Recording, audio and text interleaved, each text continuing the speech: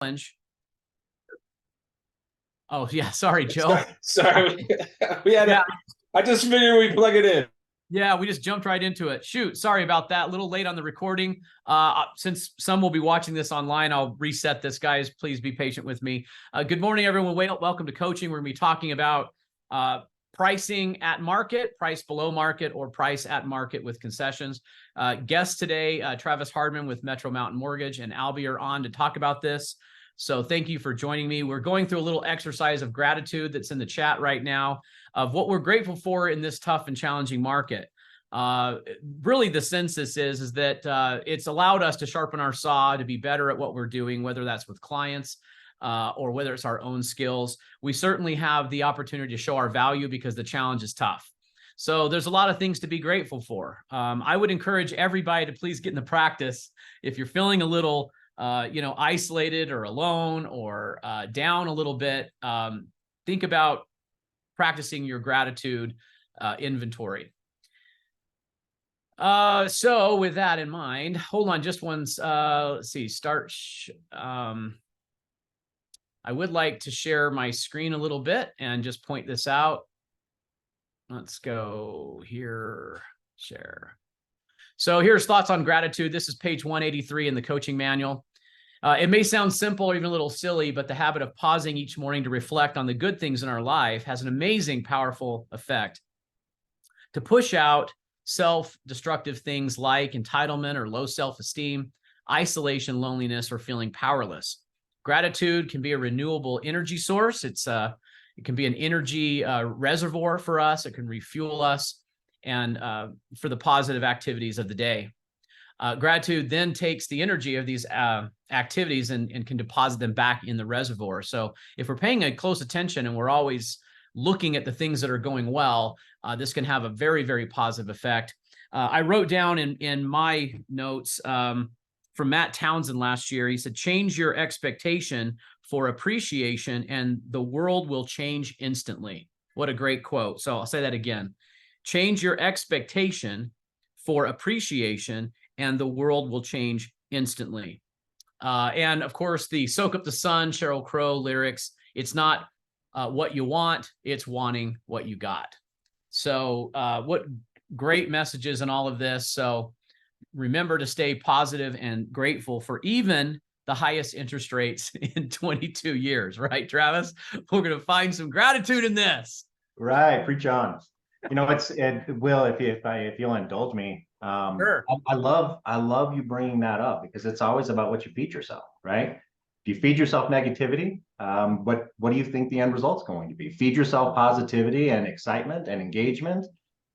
You typically have a great outlook on things. Couldn't agree more.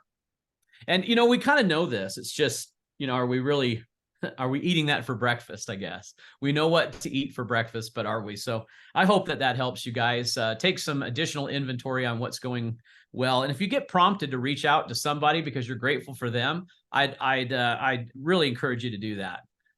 Don't ignore those thoughts. They can be very, very powerful and extremely timely. So pay close attention to what is in your mind when you're going through gratitude exercises. Travis, I'm going to do one more. Well, you know what? Maybe I'll save the article for after your discussion. I wanted to dig into the article about Berkshire Hathaway purchasing the 3 builder stocks, and I've got it pulled up. And so there's a couple of sentences in here. I think that Sally, you mentioned talking points. Sally Roberts up in Park City. I'm going to give you some talking points out of these articles if you haven't already looked at it. So I think it'll be helpful for everyone. So let's jump right into an analysis of these 3 questions. Do you price the listing at market? Do you price it below market in hopes to get a lot of competition on the listing? Or do you price it at market and offer some form of buy rate concession? So Travis has some numbers on this. I mentioned yesterday, my mom is selling a townhome that we've had for a while.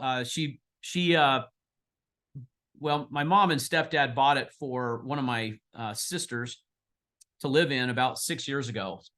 And they moved out. So now she wants to sell it. So here we are.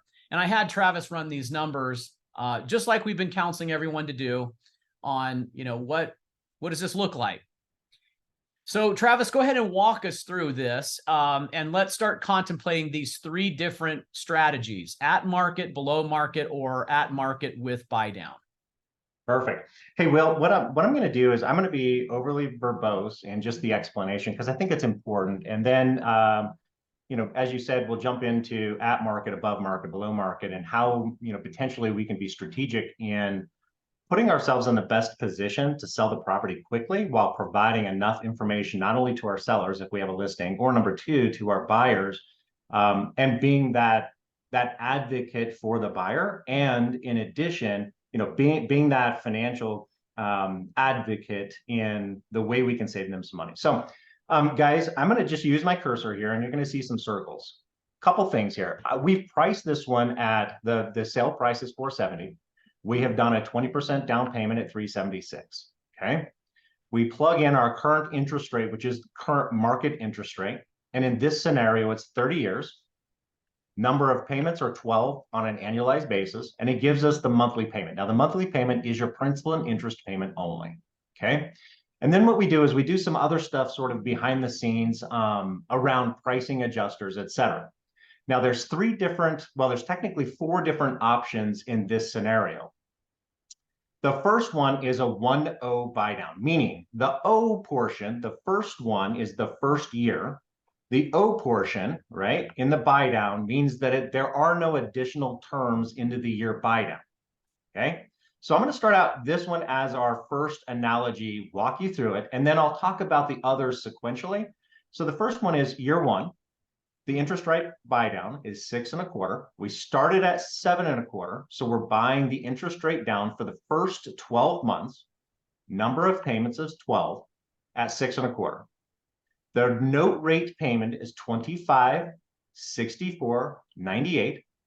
The new buy down payment is $23.15.10, and a total monthly savings of $249.88, or an annualized basis of $2,998.56. Now, the total buy down cost is $2,998.56 as well. So the two rows here, 15 and 16, are critically important to understand what that means. The concessions required based on purchase price is 0.638 concessions. That means the seller is obligated to pay 0.638% to buy that interest rate down for a 1-year period. Okay. Remember, the total savings is $29.98.56. Now, the second one, and you'll see this gray box. This is, again, critically important. It's called LLPA adjustment to pricing. That's loan level pricing adjuster to an adjustment to pricing. Kind of redundant there. But this can be a combination of 2 things. One, it can be part or a portion of seller concessions, the 0.638, and a portion of lender paid or borrower paid buy down. Typically, 2 things happen in a buy down. A lender doesn't always participate in this. The reason the lender doesn't participate is because it becomes a net negative. If the lender pays it, you have to increase the rate to pay it, right? So in this example, a portion of that is being paid by the borrower and a portion is being paid by the seller for the net difference of buying the interest rate down. Any questions on the first setup? And then I'll get into the 1-1 buy down. Hey, Travis, on the 0.638, I just calculated that out. I think it's about 2,300. Correct. Well, so it's less. Let me do that. Actually, it's based. Okay. That's a really good question, Will, because I didn't state this. It's also important that you note your buy down is off of the purchase price of $470, okay, and not your loan amount of $376. So yes, Will, let me do that math real quick. 470,000 times 0.638% is $2,998.60. The exact amount of what your buy down cost is going to be as well. Okay, that's the percentage difference at 470. Remember, it's always off of purchase price and not loan amount. Wow. Travis, I have a question. This is Yep. Allison Reemsnyder. Hi, Allison. Why would the buy down, why would that be off the purchase price on the contract and not the loan amount? Because it offsets to the price difference. So essentially, Allison, what it's trying to do is offset the percentage because you have APR adjustments in section 32. Oftentimes you get into a buy down where the price situation with the customer exceeds the usury laws, meaning that we wouldn't be able to offer a buy down at all because the cost becomes excessive and you offset that total difference. Does that make sense? You can only charge a customer so much to buy down an interest rate based on table funding or excuse me, tabled pricing. And in those examples, you could surpass usury. And then you have to explain there's no benefit to the borrower at that point. It's a great question. Usury is a technical term for overcharging and or gouging a consumer or a borrower. So remember that from real estate school. So you've got guidelines on that, huh, Travis? That We do. Boundaries there. Yep. But this is Allison brings. I think that's why I said, "Huh, that's very interesting." I think our basic training on, origination fees and buy downs have always been off of loan amount. Yep. And Allison, to that point, you can base it off of loan amount as well. You can do that, but again, it becomes usury difference, and it's cheaper in an interest rate percentage. If you do the math, interest rate percentage, when you get into the LLPA portion of it. So to that point, you'll see 0.875% versus 0.638%. The reason is the borrower is participating and you are calculating it based on the pricing difference of what the consumer is getting. And you'll see it's more expensive. Yeah, that was fantastic. Thank you for going through that. You got it. Fantastic question. Yeah, really good. Smart group of people, right? No, I just quick knee jerk and observation on this is the closer. Well, does this change then? You had 20% down in this scenario. What if this is just 5% down? Yeah, so let's do that real quick. Your 0.87 or your 0.3, like the borrower's contribution versus the lender. Let's do that. This is a pretty much a first time home buyer price point. Yep. So we may not get a 20% down. Yeah. So again, Will, I'm doing a 5% down payment and you'll see the difference, guys, and the adjustment. So this is my punchline at the very end of walking through each one of these tables. It may make a bigger difference to a consumer, the buyer, and this is going to be difficult, difficult for us to explain if we're a listing agent to our sellers. Based on the buyer's financial picture, right? All of us on this phone are going to have a different personal balance sheet and financial picture. So one customer may have a 740 FICO and qualify differently than a customer that has a 680 FICO. They may have more assets in the bank. They may have a larger down payment or a lesser down payment. We're only talking about conventional conforming financing right now. The same rules apply to non-conforming, but not QM. And I don't want to get confused there. So let's just talk about conforming in the Fannie Freddie space. Buy downs are available for non-conforming jumbos, right, Chad? So your $2 million buyer there could qualify for a buy down. But let's stay in the Fannie Freddie space for a second. Remember the difference of what the customer qualifies for may impact the interest costs long term. That drives your interest rate up or down based on their qualifying, and you'd have to run the math to make it make sense. Not every customer is going to have the same math over here that the next customer may have as well, and that's based on their qualifying rate and the buy down cost. So we've got it. When I said earlier, there's a lot of other stuff we do behind the scenes based on loan to values, FICO scores, income and asset, debt to income ratio to come up with that note rate. So I'm noticing that the lender's participation, I think, stayed unchanged, but the borrower's percentage when the rate, when the loan amount went up or the LTV went up, meaning we put, less down, that the 0.638 that was there is now 0.758. Correct. So Higher risk, higher percentage of buy down cost, and that's called a factor. This number is a factor off of the purchase price based on a loan to value. So to Allison's question here, I'm just getting a correlation. Mhm. The more you put down, the lower that number went. Correct. And the less you put down, the higher that number went. Yep. Okay. All right. Got it. All right. Any other questions before we jump into what a 1-1, a 2-1, and a 3-1 are? All right. The next scenario is a 1-1 buy down. That means the first and second year are equal portions of a buy down. So you'll see over here year 1 and year 2. We have duplicated the first one, a 1-0 buy down. Remember, the O is the sequential year. So in this scenario, year 1 and year 2 are both at 6 1/4, which is called a 1-1 buy down. Essentially, the cost of 1.515 results in 12 monthly payments for the first year and the second year of a savings of $296.74 and a total cost of $7,121.76. Okay, now here's where it gets really interesting. Remember, I said this number to the seller is a factor, and not all customers are created equal. Meaning that this customer that we just bought the loan down at a 95% loan to value, it is more expensive, right here, more expensive to provide a complete seller concession.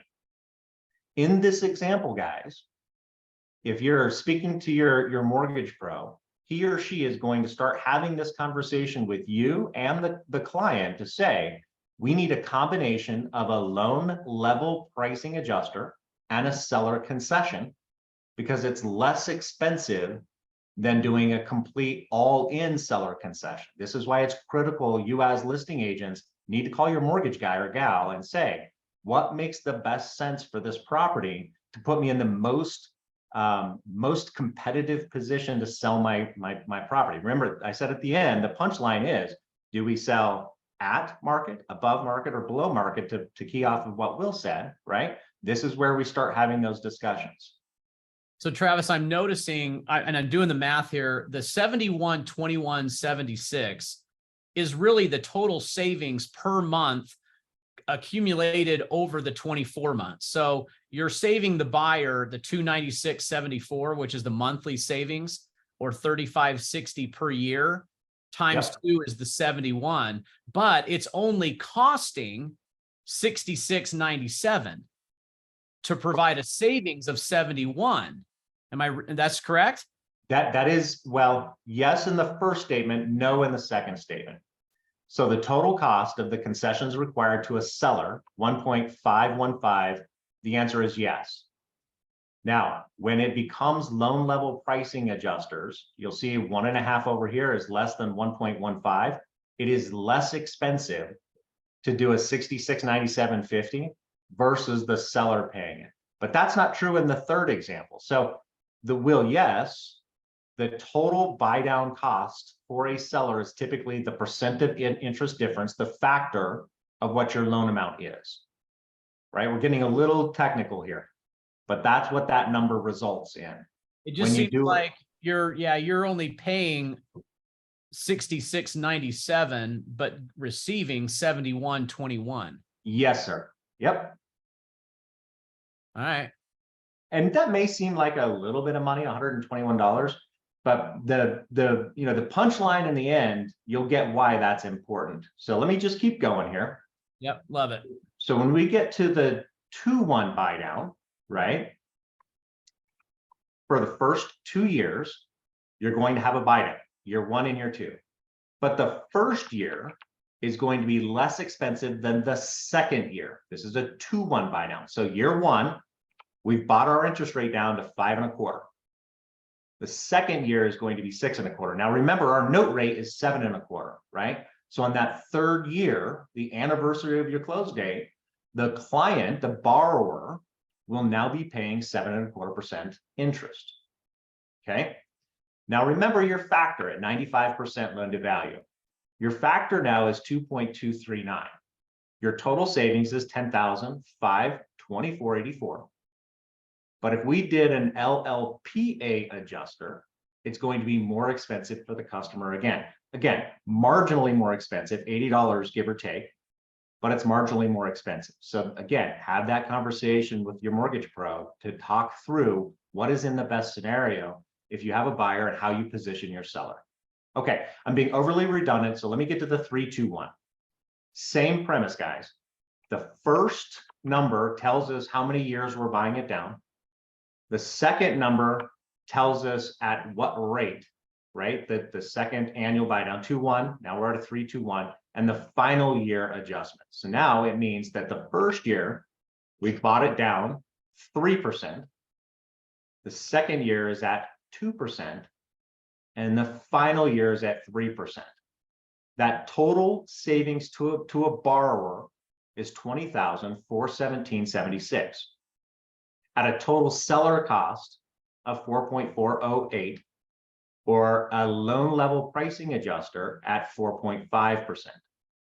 Okay, now here's what I think is probably the best thing about all of this is when you're strategic and you're putting the borrower in the best scenario, there's an additional selling point to your seller to participate in the buy down cost. And that is this: if it is a seller concession, right, in this portion, the unused portion of that buy down can be refunded to the borrower's payoff when they refinance, only if it is a concession paid for by the seller, because the borrower didn't participate in that buy down cost. So if my seller is going to pay, let's use easy math, 3% of the transaction, 3% seller concessions, and the borrower only uses 2% of that number, 2% of the concessions during the buy down. We know rates are typically going to be cheaper than they are today. They can use that unused portion of interest, the 10,000 give or take, towards their buy down or towards their principal reduction when they refinance. Guys, that is huge in this scenario. And so, I will, this was an eye opener for me yesterday when you mentioned this. Do you have kind of an example of what that would? Do they get a dollar for dollar? Like if you only used half of it, does that mean you get the other half of the concession? so let's just, again, easy math. Let's say we have a $10,000 concession, right? And for the first year and a half in a 3-year buy down, I've used $5,000 of that $10,000 interest. Yes, dollar for dollar, it's called a principal reduction. When you refinance that mortgage, you get a $5,000 reduction, principal reduction to your payoff when you refinance. Guys, that's huge. It is huge. Is this is one particular lender that you have found? That is correct. Okay. And that's why I like this buy down probably the most. Is one, it's clear, it makes sense. It gives us the ability to put the borrower in the best financial situation, right? We're going to have these conversations and go back to our agents and say, hey, Mr. Miss Agent, how about we consider a 2% seller concession versus a 6% or a 4%? We can use it for a one-time rate buy down. But if we use it for a one-time rate buy down, they're not going to receive the same benefit as a 3-2-1, or they may receive a better benefit. But we know they're likely going to refinance, so let's utilize that 2% for a buy down, and they can get a principal reduction when they refinance that mortgage. Yeah, think about this from a buyer's agent standpoint. I hope you're paying close attention to this. You're getting ready to write an offer and you see $10,000 worth of concessions. You can either use these concessions as a rate buy down to save you money every month, or you could take it off the purchase price. We're all going to do that, right? You can say, well, instead of writing an offer at $470, I'll write an offer at $460. You could do that, right? But under this scenario, you can use that money later down the line as a loan amount reduction. So it seems like that puts that needle more towards using it as a rate concession than it does using it as a principal reduction in the beginning with the offer. I think a lot of borrowers would rather have that option. So this is a really big deal. We need to make sure our buyer agents understand it, our buyers understand it. And I'm looking at the chat here. I mean, yes, Scott, if you can refinance, I suppose we shouldn't be putting people in properties that they intend to not be able to refinance. I mean, you know, they should be not house poor when we get in these scenarios. So we want them to be in a safer place. And this gives them the flexibility. I really, really like that, Travis. So do you think that Scott's saying he firmly believes most will not be able to refinance? So Yeah, can I address that? Hey, Scott, take Yeah. yourself off of mute if you would. Expand on that. I'd love to know more. Is it because of home appreciation? Is it because of interest rates? Tell me more. Well, I'm much more bearish the market than most people. So I think anyone who's got a mortgage at 7% or more probably paid near the high for their house within the last year. Okay. I firmly believe a massive correction is coming, and anyone who wants to refi is probably going to be underwater unless they have a minimum of 20% down, which eliminates all FHA, VA, and I think it's going to be over 20% anyway. So my guess is the percentage who can refi is going to be insignificant. Okay, so I think it's going to be a things there. foreclosure nightmare. Yeah, well, you know, Scott, and I can't argue with your belief, right? So if that's true, if we are at the peak potential of buying, that you would be right, with the exception of VA and FHA streamlined refis, right? You can still do, depending on the percentage difference, a streamlined refi. However, I think there's an interesting thing going on with the market right now, and if you'll indulge me, I'm going to go off script here a bit. There's two things that are happening in the market. One is we're starting to gain a little bit of inventory, but rates are still high. The minute the interest rate drops, let's call it if interest rates drop to 6.5%, guess what happens to inventory? It gets eaten up because of the demand that's out there in the market. Utah is incredibly unique in this way, is that we don't have enough inventory today. And every time that interest rate drops, we see home prices accelerate again. Why? Because that inventory gets chewed up and there's less inventory for buyers to buy. And then we get into this appreciation curve again. And the same thing. So interest rates now are at 7.25, and we're starting to have more challenging purchases, if you will. Properties are staying on the market a little bit longer, and we're starting to build a little bit of inventory. But again, the minute interest rates drop, we chew up that inventory and we accelerate home prices again. So while you may be right, I don't know, my crystal ball isn't always that clear. I don't think we're going to see the massive crash that we had in 7, 8, 9, and 10 for that very reason. We just don't have enough homes. We're short home supply of about 32,000 total. And Will, you can speak to that better. Yeah, I think we've been trying to, this is I've never seen this in 30 years of my career, where we have lower amounts of under contracts and closings, but also a decrease in our major markets. Now, not every market, but when I'm talking about Weber, Davis, and Salt Lake County, which make up a huge portion of Utah's real estate by numbers, right? They're all down. Near 20% in inventory. So what we'd normally see in a market that's going to have a massive correction is we would see sales going down, like demand depreciating, right? Going the other way. And we would see an increase in inventory because nothing's selling.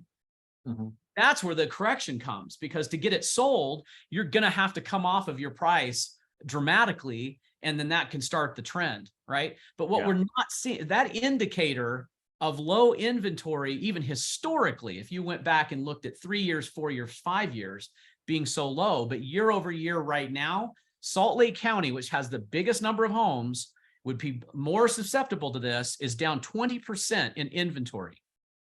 So we're climbing only slightly in inventory. So that one, I think we should watch closely. You know, the context here in this content is sellers have an opportunity right now to capitalize on a 4-year trend of appreciation. And buyers have an opportunity right now to negotiate with sellers who are aggressively priced and take advantage of some of these new products that are coming out. And these products are coming out because the intent of this lender is they understand the financial picture probably better than we all do. because the people who back these things do these studies, and they're anticipating that most borrowers will be able to refinance. So hence the product, right? So why come out with a product you can't use? They're going to come out with something that we can use. That's just my take on it. I don't see, say, and I don't know what, massive means, like massive correction. Maybe that in my mind is something like 20% or more. I don't see that. And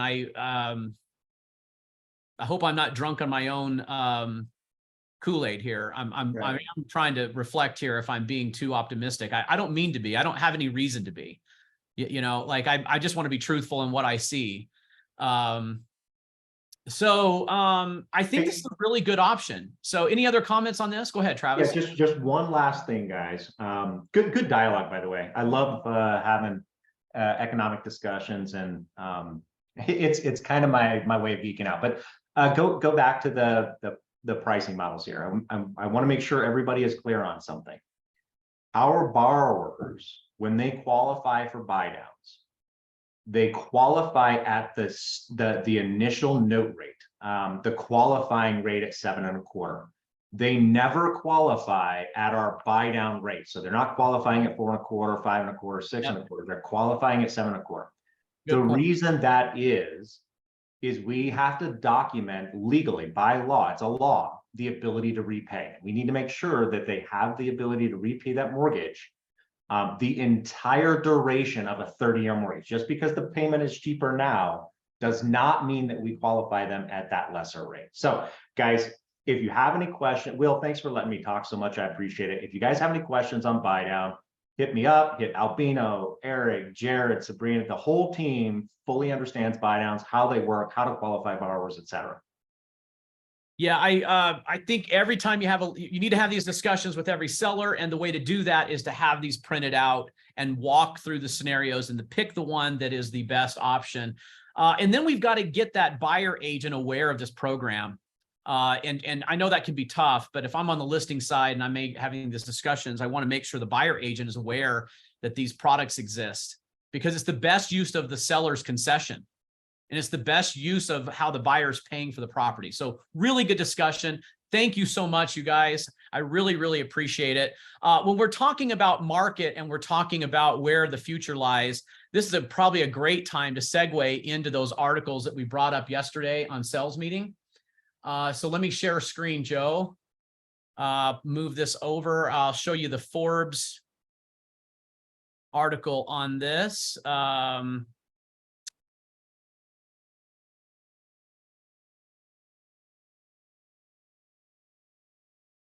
Okay, let's start at the top. Sorry for the ads here, but there it is. This is the Forbes article. Why did Warren Buffett's Berkshire Hathaway buy home builder stock? Good question. This came out August 20th. So this is 3 days ago. So a couple of things to get a running start at this. Berkshire Hathaway's total portfolio is a whopping $348 billion. Yeah, that's big, right? So it goes on to say how they're invested. I thought that was interesting. 51% of that 340 billion is in Apple. Yeah, and there's the breakdown. There's the home builder portfolio, which does represent a very small percentage of their portfolio.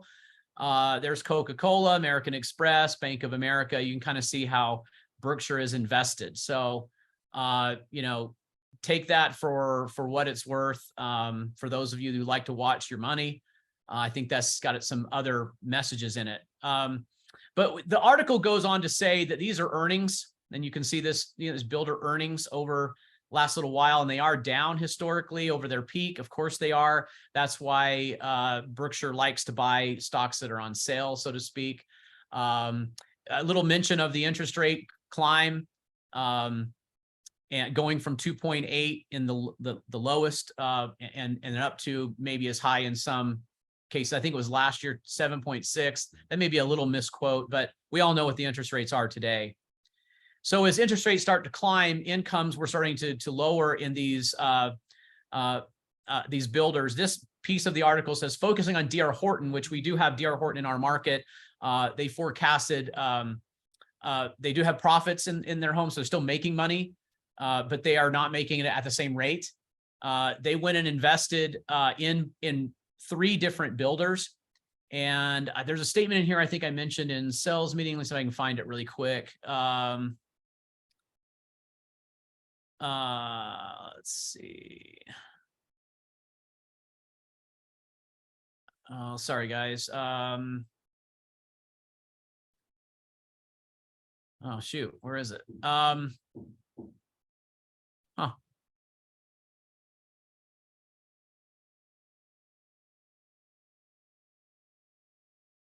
Well, I can't find, I'm not sure where it is in one of these paragraphs. I'm sorry about that.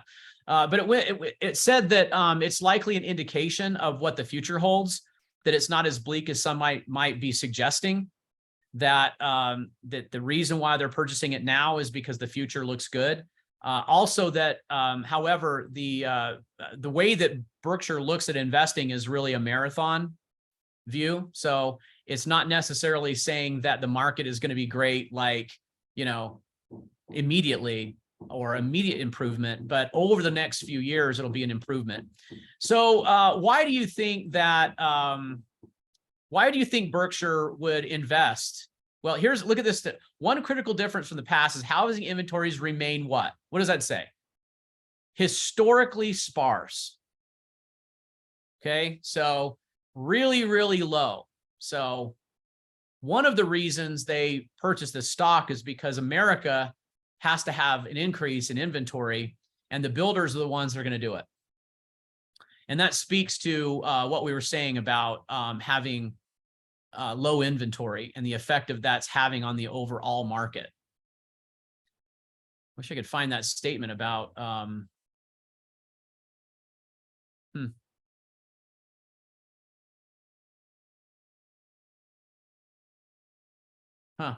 Sorry about that, guys. It was a different article.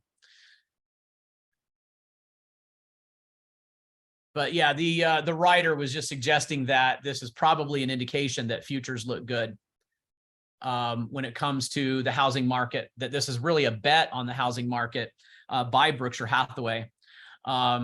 Another spinoff of this you might be asking is, does that mean anything to us, like our relationship with D.R. Horton? I talked to Steve Sr. about this, and his take is that Mother Berkshire does not force synergies amongst its companies, rather just lets that happen organically.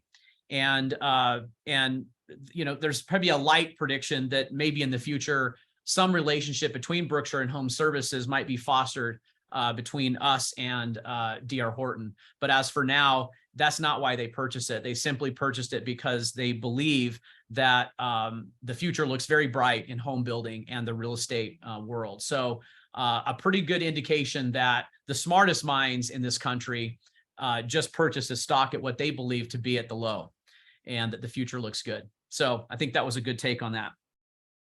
Okay, we've got a few more minutes left. Anyone have anything to add to this, or any other questions that come up? We're back to these 3 questions of, do I price it at market?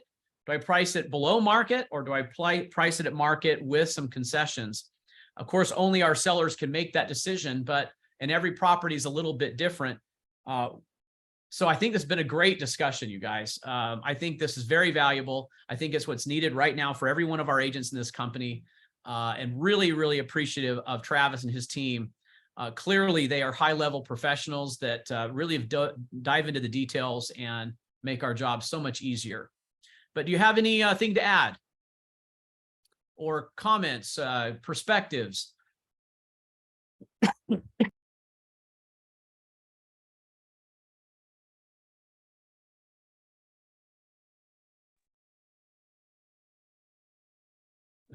I love Zoom.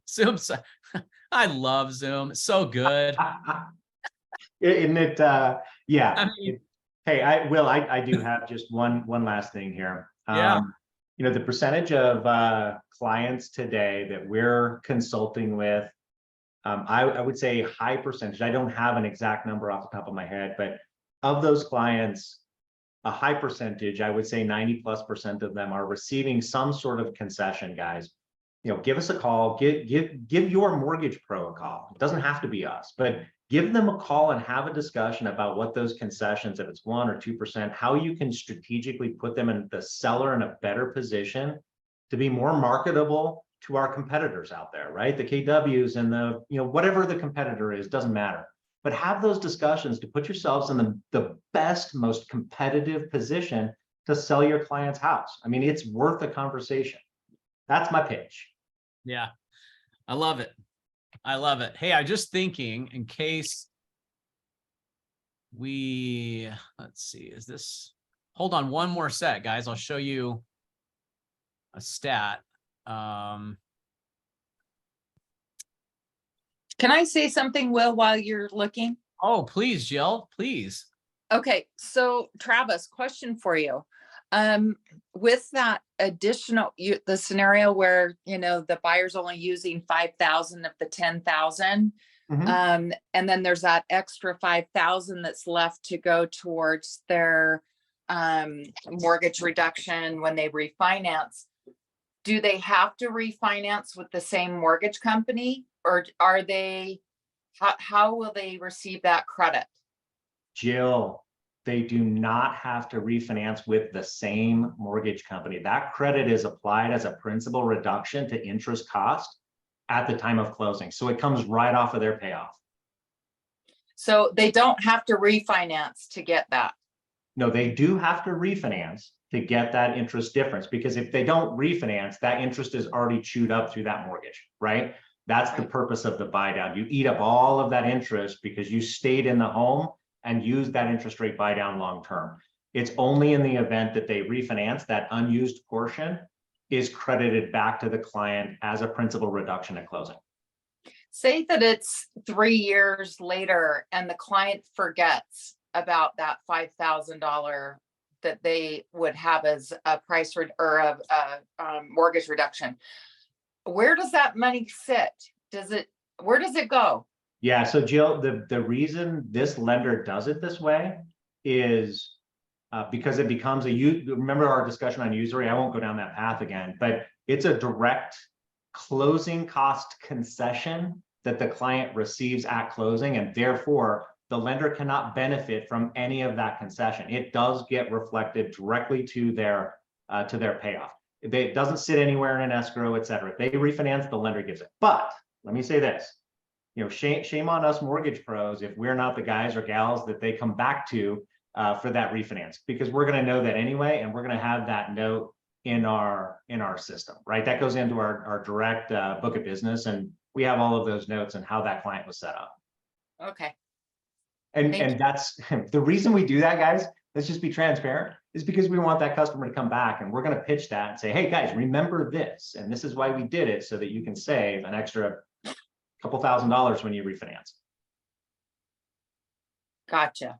Yeah, Thank you. it's our job to remind them too. I think we need to stay on that relationship and say, hey, remember guys, rates drop down, you've got a credit there.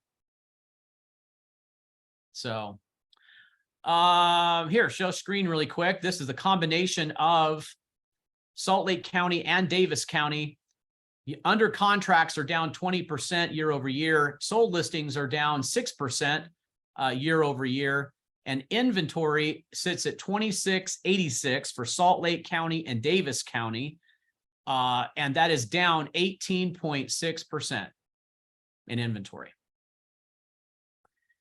So that is our saving grace right here. I think a lot of people are probably sitting on their homes that would otherwise sell. When rates drop down again, those people will get back into the market.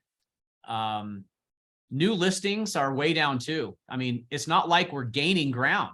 New listings are down 26.8%. So, yep. All right. Great discussion, you guys. All right. Anyone have anything else before I give you my favorite dad joke?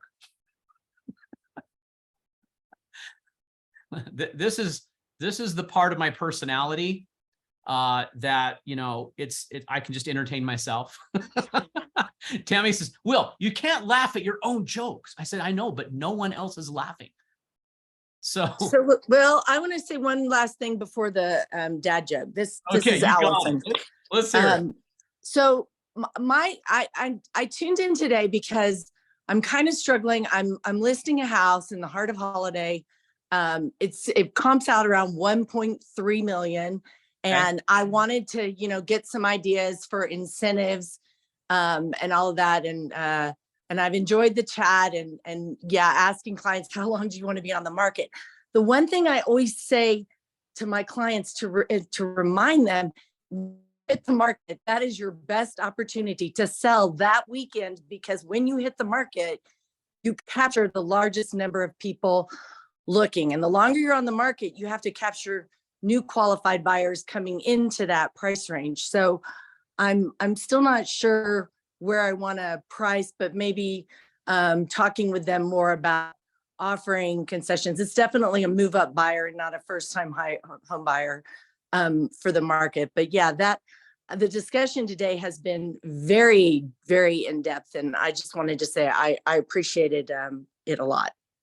Well, thanks, Allison. And if you guys don't know Allison Riemschneider, she's one of our top agents in the Old Mill office, a real pro, just absolutely a fantastic agent. So I'd pay close attention again to what she has to say.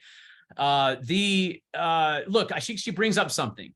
We have the highest chance of netting the most if we sell in the first 30 days.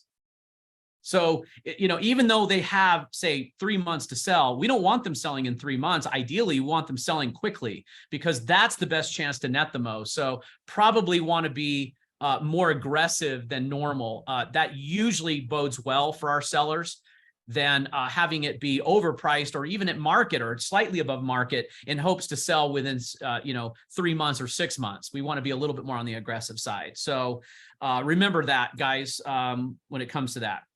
Okay, thank you for joining me. Here's my best dad joke I found in last week. I did mention this in the Salt Lake meeting, so sorry if you have to hear it again. But yesterday I saw a beehive with no exit. It was unbelievable. So that's a good one, right? It was unbelievable. A beehive with no exit.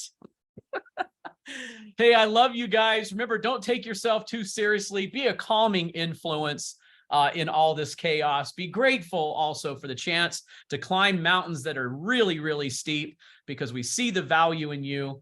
Love you every day. Go out there and find someone to help. Please call me or any one of our leaders anytime. Of course, Travis and his team are happy to help. You're part of our fulfillment and our payday. So please don't hesitate. Okay. And thanks for joining, everybody, especially those who are very, are distant. Becky Glover, thanks so much for joining us today from Kanab, and all of those in our surrounding offices. Really appreciate it. It's always good to have us together. So have a good rest of your day. Love you guys. Bye, guys.